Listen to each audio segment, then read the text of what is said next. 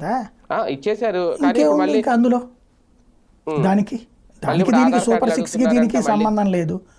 బేసిక్గా ఏంటంటే వీళ్ళకి జగన్ ఏమో పార్టీలకు అతీతంగా అందరికి ఇచ్చేయమన్నాడు. ఇస్తే అప్పుడు కనీసం 100లో వాళ్ళు తీసుకున్న వాళ్ళు ఒక 100 మంది తీసుకున్నారనుకో, కనీసం 10 మంది అన్న మనకు ఓటే ఇరా అనుకున్నాడు అతను.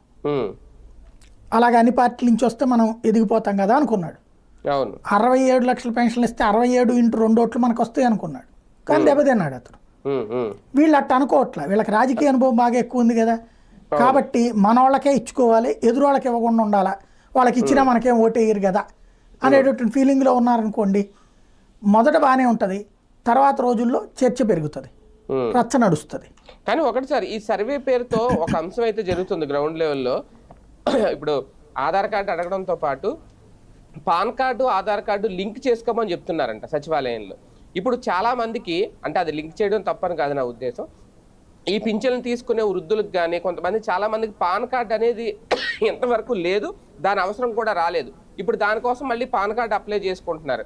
అంటే ఆ నిబంధనలు ఏమన్నా ఉందా, లేదంటే పాన్ కార్డు దీనికి లింక్ పెట్టుకొని అని చెప్పడం ఈ సర్వేలో, అది ఏమన్నా రేపు పొద్దున్న వాళ్ళ మీద అనర్హత వేటు వేయడానికి ఏమన్నా పనికి వస్తుందా? ఎందుకు అవసరం? అది పెడితే పచ్చి మోసమే. ఎందుకంటే అయితే వీళ్ళు పాన్ కార్డు ఉద్దేశం ఒకటై ఉంటుంది.